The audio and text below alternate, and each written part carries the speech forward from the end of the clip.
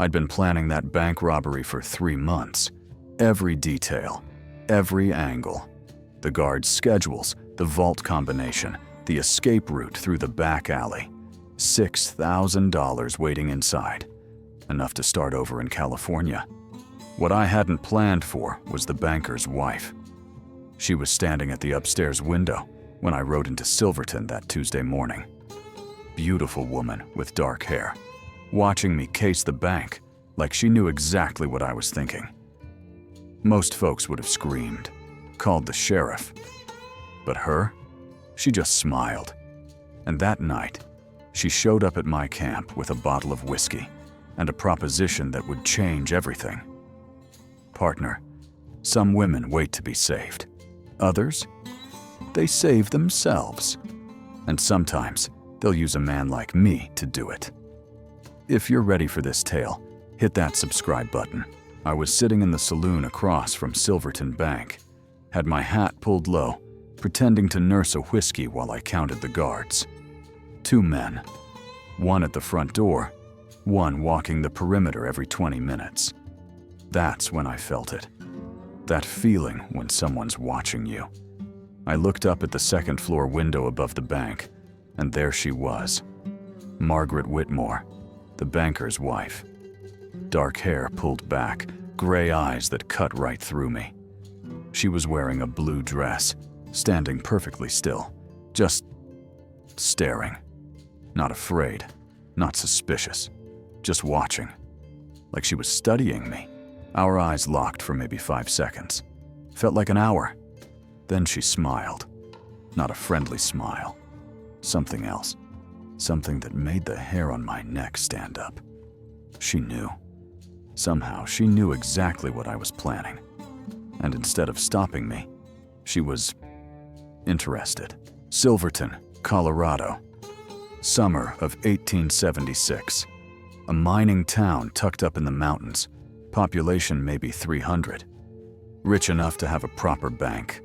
Small enough that everyone knew everyone's business.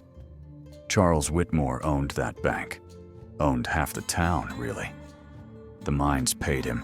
The merchants borrowed from him. Even the sheriff owed him money.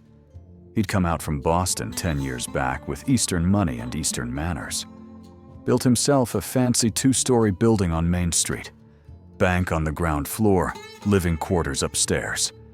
That's where he kept his wife, like a pretty bird in a cage. I'd been watching the place for weeks. Knew when the deposits came in. Knew when Whitmore worked late counting money. Knew that Tuesday nights he'd be alone in that vault. Perfect timing for a robbery. What I didn't know was that his wife had been watching too. And she had her own plans. My name doesn't matter much. I was 32 years old and had been running from the law since I was 19. Started with horse theft in Kansas, moved up to stagecoach robbery in New Mexico, and by the time I hit Colorado, I was planning banks. I wasn't proud of it, but I was good at it. I'd done 4 banks before Silverton. Clean jobs. Get in, get out. Disappear into the mountains before anyone knew what happened. I worked alone, trusted no one, and I'd never been caught. That was my mistake, thinking I was smart, thinking I was in control. Truth is, the moment I rode into Silverton, I was already caught. I just didn't know it yet. Margaret Whitmore had seen me coming from a mile away, and she'd been waiting for someone just like me. Margaret Whitmore was 30 years old. She'd been married to Charles for 8 years, and from what I learned later, she'd been planning her escape for at least 6 of them. She came from nothing. Grew up poor in St. Louis, working in a hotel when Charles met her. He was 20 years older, rich, respected. She was young and beautiful. He thought he was rescuing her. What he didn't know was that Margaret didn't need rescuing. She needed opportunity. For 8 years, she played the perfect wife. Smiled at his business partners, hosted dinners, kept the house. And every night, she'd sit in that upstairs window and watch the town. Watching, planning, waiting. She told me later that she'd been waiting for someone like me. Someone desperate enough and skilled enough to rob that bank. Someone she could use. And when I rode into town that Tuesday morning, she knew her moment had come. Charles Whitmore was everything I hated. Rich, arrogant, cruel in the casual way that powerful men are cruel. I watched him for weeks before I made my move. Saw how he treated people. Humiliated a merchant who couldn't pay his loan. Fired a clerk for spilling coffee. Spoke to his wife like she was furniture. Every Tuesday night, he'd stay late at the bank, counting the week's deposits, updating his ledgers, locking everything in that big iron vault. $6,000, Margaret told me later. Sometimes more, depending on the mines. I didn't feel bad about planning to rob him. Men like Charles Whitmore don't earn their money. They take it. I was just planning to take it back. What I didn't know was that Margaret had bigger plans than robbery. I'd made camp about 3 miles outside town. Far enough to be hidden, close enough to move fast when the time came. Just me, my horse, and a small fire. Around midnight, I heard hoofbeats. My hand went to my gun. But then I saw her, Margaret Whitmore, riding into my camp like she owned it. Still wearing that blue dress, sitting on a horse like she'd been riding all her life. She had a bottle of whiskey in one hand and a look on her face that said she wasn't scared of me. "You're planning to rob my husband's bank," she said. Not a question. A fact. I stood up. "I don't know what you're talking about, ma'am," she laughed. Actually laughed. "Don't insult me. I've been watching you watch that bank for 2 weeks. You're good, but you're not that good." She dismounted, walked right up to my fire and sat down, like we were old friends. "I'm not here to stop you," she said. "I'm here to help." Partner, that's when I should have sent her away. But I didn't, because she was beautiful and dangerous, and I was fool enough to think I could handle her. We talked for 2 hours by that fire. Margaret laid it all out, calm as you please. "My husband keeps $6,000 in the vault on Tuesday nights," she said. "Sometimes The vault combination is 42, 17, 9. The back door key is hidden under the rain barrel. There's no guard inside after midnight." I stared at her. "Why are you telling me this?" "Because I want half. Half the money? Half of everything." She looked at me with those gray eyes. "You rob the bank. Take the money. And when you do, make sure you're loud about it. Fire your gun. Make noise. Make it look dangerous. Why?" She smiled. "Because Charles is going to try to stop you. And in the confusion, someone might get hurt. Someone might even get killed." That's when I understood. She wasn't helping me rob her husband. She was hiring me to kill him. "I can't. You can," she said. "And you will. Because you want that money. And I want my freedom. We both get what we want." She stood up. "Tomorrow night. Midnight. Be ready." And she rode away, leaving me alone with a choice I'd already made. The next day, I spent hours going over the plan, every detail, every angle. Margaret had given me everything I needed, the combination, the key, the timing. It was almost too easy. That should have been my warning. When something's too easy, there's usually a reason. But I was thinking about $6,000, thinking about California, thinking about Margaret's gray eyes, and the way she'd looked at me like I was somebody who mattered. Tuesday night came. I watched the bank from the shadows until the last clerk left. Waited until I saw Charles Whitmore light the lamp in his office upstairs. Around 11:30, Margaret came downstairs. She looked at the window, our signal, then disappeared. Midnight. Time to move.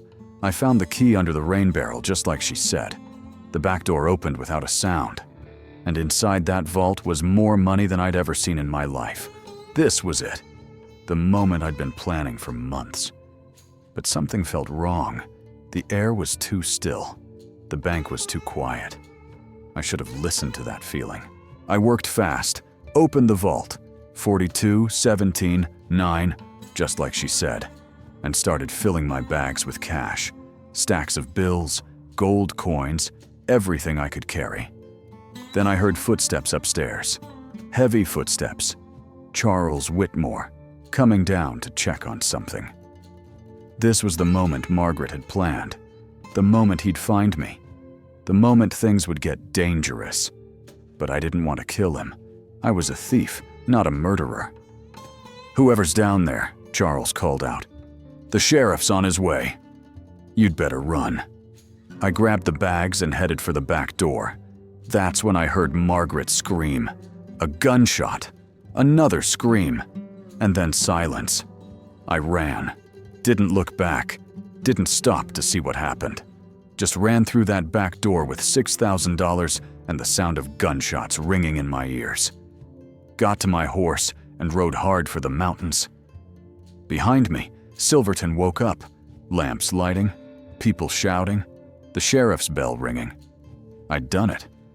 I'd actually done it. Or so I thought. I made it about 5 miles before I realized something was wrong. The posse behind me wasn't following my trail. They were ahead of me, like they knew exactly where I was going. Then I understood. Margaret had told them my escape route, my camp location, everything. I changed direction, headed west instead of north, pushed my horse hard through terrain I didn't know. Behind me, I could hear them. Dogs, horses, voices calling to each other in the dark. They were hunting me like an animal. And somewhere back in Silverton, Margaret was playing her part. The terrified wife, the brave woman who'd survived a bank robbery, the widow who'd watched her husband die trying to protect his money. Because that's what had happened, I realized. That gunshot I'd heard, that was Margaret killing Charles, making it look like I'd done it, making herself the victim and me the murderer. She'd played me perfect, and I'd walked right into it. I rode all night, lost the posse somewhere in the high country, but I was bleeding from a bullet graze, and my horse was near dead. By dawn, I'd made it to an old mining camp, abandoned. Just me and the money, and the slowly dawning realization of how badly I'd been used. Margaret had planned everything. Not just the robbery, the murder, the setup, the escape routes. She'd probably been planning it for years, just waiting for the right fool to come along. And I'd been that fool. I counted the money. $6,200. All there. But it wasn't mine. Not really. The moment I'd taken it, I'd become a murderer. Every lawman in Colorado would be looking for me. Not for bank robbery, for killing Charles Whitmore. And Margaret? She'd be the grieving widow, inheriting everything her husband owned, free to live her life exactly how she wanted. All thanks to me. 3 days later, I made a mistake. The biggest mistake of my life. I went to our meeting point, the place Margaret had told me to meet her after everything cooled down, an old line shack 20 miles north of Silverton. I told myself I just wanted answers. Wanted to look her in the eye and ask her why. But part of me, the stupid, desperate part, still hoped she'd show up, that we'd split the money, that maybe there was still a chance. I waited 3 hours, finally heard a horse coming. My heart jumped. But then I saw who was with her, the sheriff, and 3 deputies, all armed. Margaret rode up calm as anything, still wearing black, the grieving widow. "That's him," she said, pointing at me. "That's the man who killed my husband." "Margaret," I said, "tell them the truth."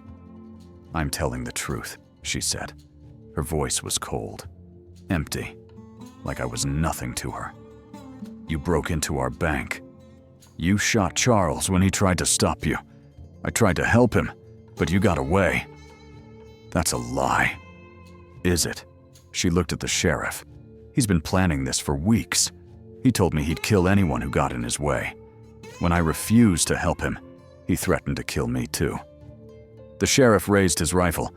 "Drop your gun, slow." I looked at Margaret. She smiled. That same smile from the window, like she'd won, like she'd always known she'd win. And I realized she had. I should have surrendered, should have tried to tell my side. But I knew how this would end.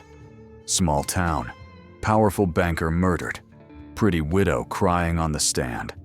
Me, the drifter, the criminal, the easy answer. So I ran. Shot my way out of that line shack and rode hard. Left the money behind. Left everything behind. Just ran. They chased me for 3 days. I was bleeding, starving, half dead by the time I made it to New Mexico. Lost them in the desert. Changed my name. Changed my face. Became someone else. But I never forgot. Never forgot the way Margaret had looked at me. Like I was a tool she'd used and thrown away. Like I'd never mattered at all. She'd gotten everything she wanted. Freedom. Money. Respect. And all it cost her was her husband's life and my future. The perfect crime. And I'd helped her do it. I heard about Margaret a year later. Read it in a newspaper in Santa Fe. Widow of murdered banker remarries. There was even a picture. Margaret Whitmore, now Margaret something else, standing next to some railroad man from Denver. Beautiful as ever. Smiling. Free. The article said she'd inherited everything from Charles. The bank, the properties, all of it. Sold it for a fortune and moved to Denver. High society now. Respected. Admired for her courage during the tragic robbery. They never caught Charles's killer, the article said. The man had disappeared into the mountains, probably dead by now. Good riddance. I stared at that picture for a long time, at her smile, that same calculating smile. And I wondered if I was the first, or if there'd been others before me. Other desperate men she'd found and used and thrown away. Other fools who thought they were in control. I wondered if her new husband knew, if he had any idea what she was capable of. Probably not. Men like him never do. They see a beautiful woman and think they're the lucky ones. They never stop to ask why someone like that would choose someone like them. They never stop to ask what she really wants, until it's too late. I'm telling you this from a small town in Arizona. Different name, different life. I work at a stable now. Honest work. Quiet work. It's been 5 years since Silverton. I'm 37 years old, and I feel like 60. The running, the hiding, the looking over my shoulder. It ages you. Sometimes I think about that $6,000. Still sitting in that line shack, probably. Or maybe the sheriff found it. Maybe it went back to the bank. Doesn't matter. It was never really mine. Margaret taught me something, partner. Something I should have known already. There's 2 kinds of people in this world. The ones who use and the ones who get used. I thought I was a criminal. Thought I was smart. Thought I was in control. But Margaret? She was playing a different game. A game I didn't even know existed until it was too late. She saw me coming. Saw exactly what I was. A desperate man who'd do anything for money. And she used that. Used me like a tool. And when she was done, she threw me away without a second thought. The worst part? I still don't hate her. Can't bring myself to. Because part of me, the stupid part, still admires what she did. The planning, the patience, the pure calculating coldness of it. She wanted freedom and she took it. Didn't wait for rescue. Didn't hope for change. Just made her own opportunity and took it. And me? I was just the opportunity. I think about her sometimes. Wonder if she ever thinks about me. Probably not. I was just one chapter in her story. Already forgotten. Already replaced. But she's every chapter in mine. Every day, I wake up in a different town with a different name. And I remember those gray eyes, that cold smile, that moment when I realized I'd been played. If you're listening to this, partner, learn from my mistake.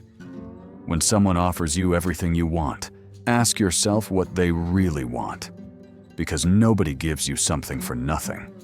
And if a beautiful woman shows up at your camp in the middle of the night with a plan that sounds too good to be true, it is. Run fast and don't look back, because women like Margaret Whitmore don't need saving. They don't need help. They just need someone stupid enough to believe them. I was that someone, and it cost me everything. Don't make my mistake. If this story's worth your time, hit that subscribe button. Leave a comment and tell me where you're listening from. And remember, the most dangerous people aren't the ones with guns. They're the ones with plans. Until next time, partner, may your trails be clear and your trust well earned. And if you ever find yourself in Silverton, Colorado, look up at that second-floor window above the bank. Maybe you'll see her ghost, still watching, still waiting, still hunting for the next fool.